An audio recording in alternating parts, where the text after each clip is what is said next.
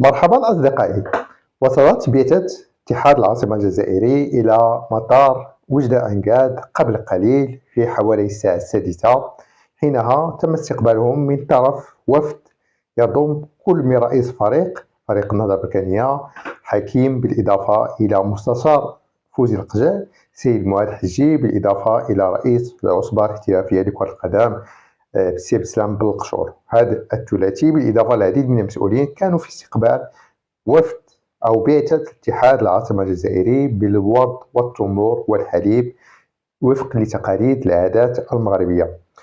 هذا الاستقبال كان استقبال عادي كما جرت العادة لجميع الوفود المغاربية أو الأفارقة الذين يحلون إلى أرض المغرب للمشاركة في المسابقات الرياضية بصفة عامة. سلوك فريق اتحاد العاصمة، سلوك مسؤوليه، لاعبيه، كل وفد كان مثالي، كان حضاري، كان استقبال، كان تجاوب مع الاستقبال بكل مسؤولية، بكل احترام متبادل. السي بسلام القشور قدم باقة ورد إلى رئيس مجلس إدارة فريق اتحاد العاصمة، عربون للمحبة للأخوة كما قال في كلمته. وفد أو بعثة اتحاد العاصمة استغرقت المراسم، الدخول إلى المطار وكل المراسم الإدارية ليس أكثر من ربع ساعة 15 دقيقة. بعدها غادر الفريق إلى مدينة السعدية، أين سيقطن في فندق مصنف 5 نجوم. فريق النهضة البركانية وضع رهن إشارة فريق اتحاد العاصمة ملعب المركز الفيدرالي للسعيدية، رهن إشارة الفريق من أجل التدرب وإزالة العيا إن أراد الفريق أن يقوم بحصة تدريبية لإزالة العيا. وهذا الملعب لا يبعد فقط إلا أمتار قليلة، بضع أمتار عن فندق المصنف أين سيقطن فريق اتحاد العاصمة، أي حوالي 10 أمتار فقط الخروج من الفندق.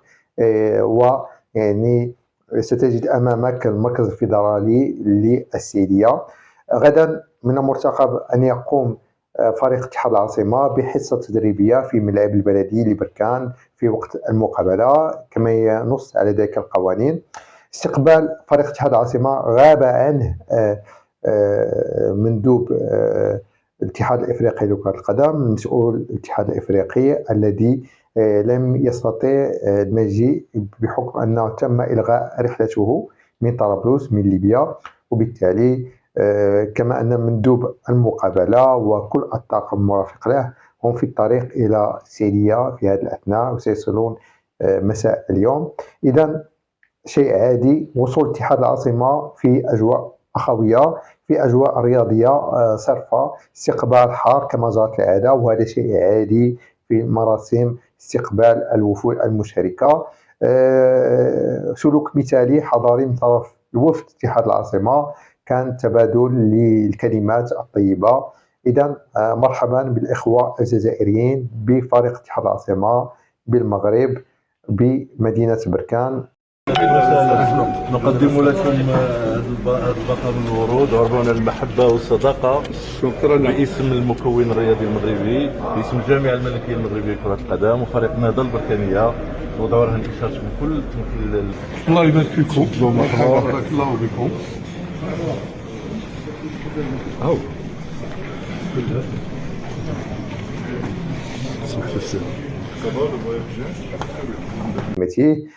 وفد أو بعثة اتحاد العاصمة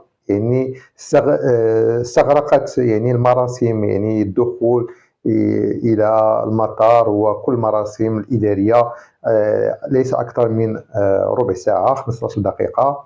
بعدها غادر الفريق إلى مدينة السعدية، أين سيقطن في فندق مصنف 5 نجوم.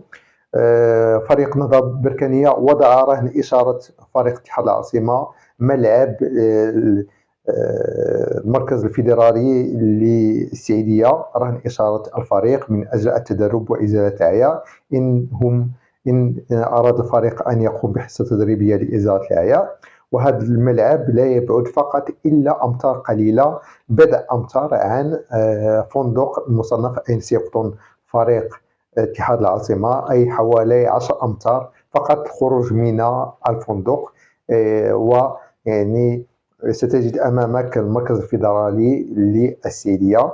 غدا من المرتقب أن يقوم فريق اتحاد العاصمة بحصة تدريبية في ملعب البلدي لبركان في وقت المقابلة كما ينص على ذلك القوانين. استقبال فريق اتحاد العاصمة غاب عنه مندوب الاتحاد الافريقي لكرة القدم، المسؤول الاتحاد الافريقي الذي لم يستطيع المجيء بحكم انه تم الغاء رحلته من طرابلس من ليبيا، وبالتالي كما ان مندوب المقابلة وكل الطاقم المرافق له هم في الطريق الى سيدية في هذه الاثناء وسيصلون مساء اليوم. اذا شيء عادي وصول اتحاد العاصمة في أجواء أخوية، في أجواء رياضية صرفة، استقبال حار كما جرت العادة، وهذا شيء عادي في مراسم استقبال الوفود المشاركة.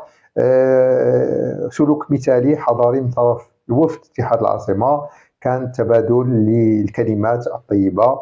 إذا مرحبا بالإخوة الجزائريين بفريق اتحاد العاصمة بالمغرب بمدينة بركان.